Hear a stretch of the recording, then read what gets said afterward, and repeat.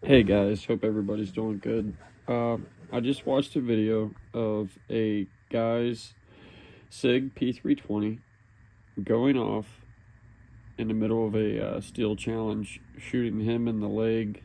Luckily, his pocket knife caught the bullet, and he didn't actually get too badly hurt.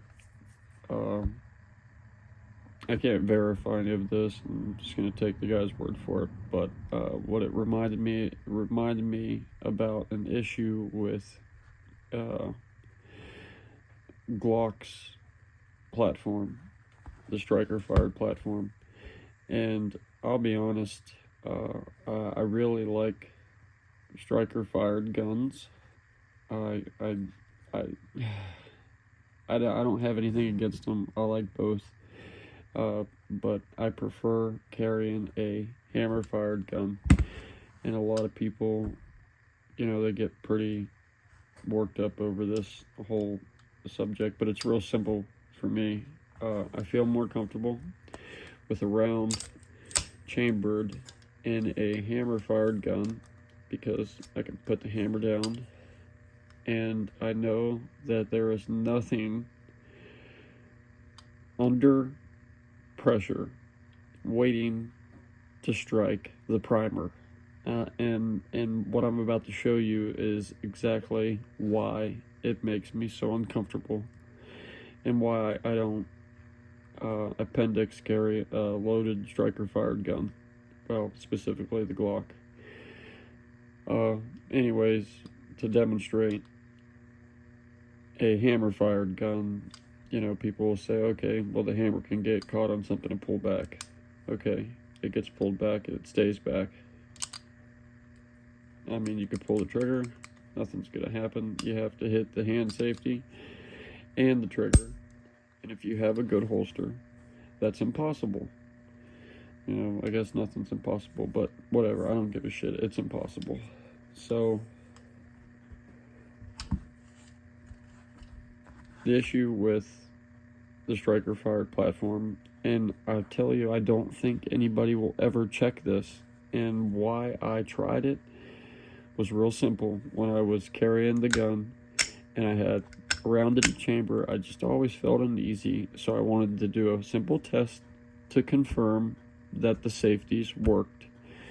Alright, so I put a dummy round in the gun, and I did this test after I put the Timney trigger in. Timney, I believe, says that it is not a self-defense trigger, competition only. And considering Glock's platform and the safeties, it wouldn't matter. The gun's either safe or it's not safe, So I wanted to try it out because the Timney trigger is a little bit different. So I wanted to find out if you disconnect the striker and the striker slams into the safety plunger, will the safety plunger prevent it from firing? And I didn't have any reason to think that it wouldn't, but I put the round in and I released the striker, finger off the trigger, and then the gun went bang. So I figured out what it was after some inspection, and it was actually a little difficult to find out because if you look in here, the striker comes through when the safety plunger is disengaged,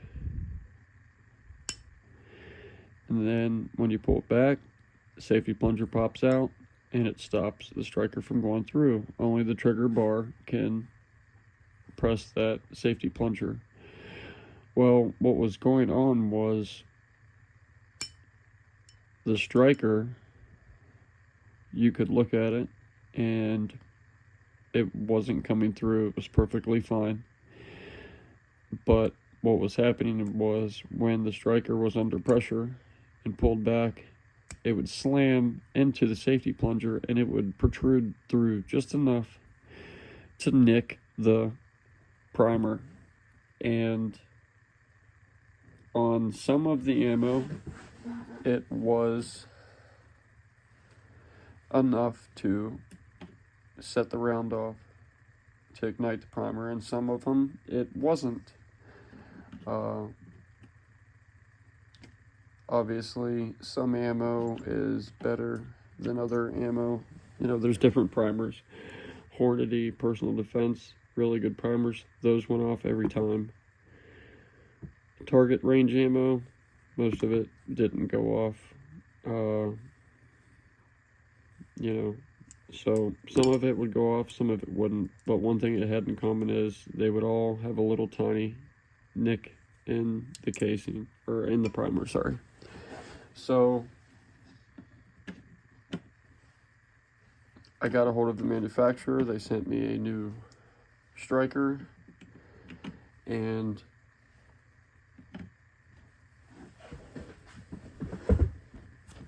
the new striker they sent me didn't have that issue. But then I tried some other strikers. Some of them would do it, some of them it wouldn't. I tried different plungers, and the new ones typically wouldn't do it, but ones that I have had used would do it. And I'm gonna break this down real quick to show you what I think is going on. But I guess we could make this video shorter, and I could just tell you to just check on your own. I mean, I think you should just try it anyways. If you're gonna carry a Glock platform, a P80, whatever it is, the clone, I think you should simply just try this, because nobody, you know, who checks that? Who is going to put a live round in and see if it goes off? I mean, I don't think anybody would do that. I guess me, just because I'm paranoid.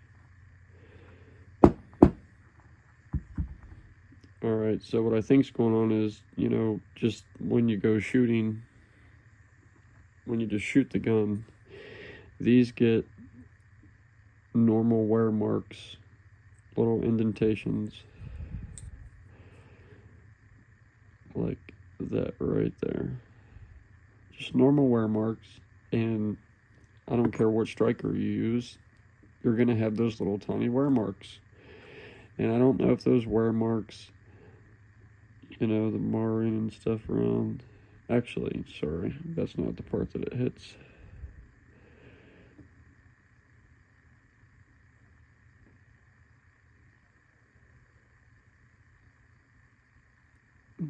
Yeah, just through there you'll see different dings and nicks. You're just going to get those from just using the gun and just shooting the gun. So ultimately, I think it might be just something to check out. It's probably unlikely with the factory trigger that the striker is going to get released, but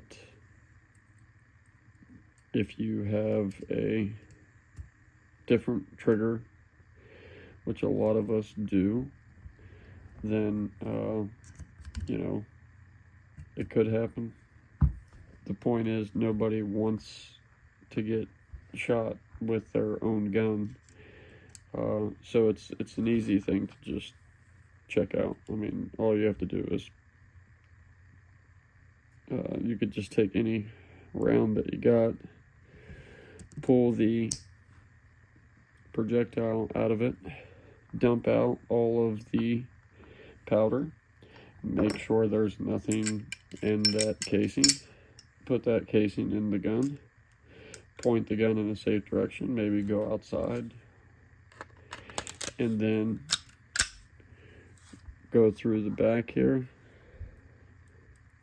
and release that striker. See if I can do it on video.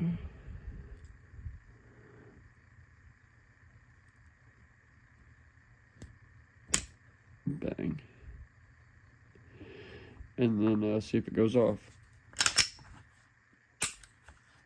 Alright guys, thanks for watching. If this helps you, great. If not, you know, might be something to share with somebody else and they can try it, just to make sure everybody stays safe. Nobody wants accidental discharges, and definitely nobody wants to get shot or shoot anybody else accidentally. Thanks for watching, guys. God bless you.